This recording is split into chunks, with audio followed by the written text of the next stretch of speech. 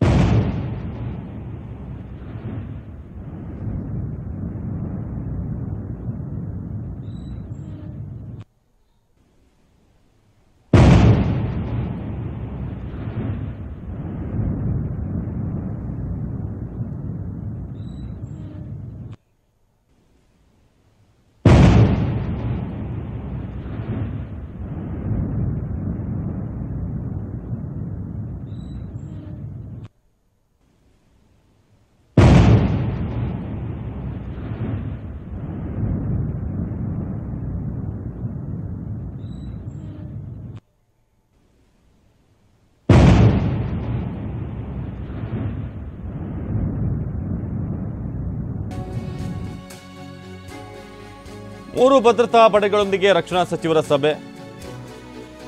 ಇಂದು ಭದ್ರತೆಯ ಬಗ್ಗೆ ಚರ್ಚೆ ಮಾಡಲಿದ್ದಾರೆ. ಸಿಡಿಎಸ್ ಮತ್ತು ಮೂರು ಸೇನೆಗಳ ಮುಖ್ಯಸ್ಥರೊಂದಿಗೆ, ಮೂರು ಭದ್ರತಾ ಪಡೆಗಳೊಂದಿಗೆ ರಕ್ಷಣಾ ಸಚಿವರ ಸಭೆ.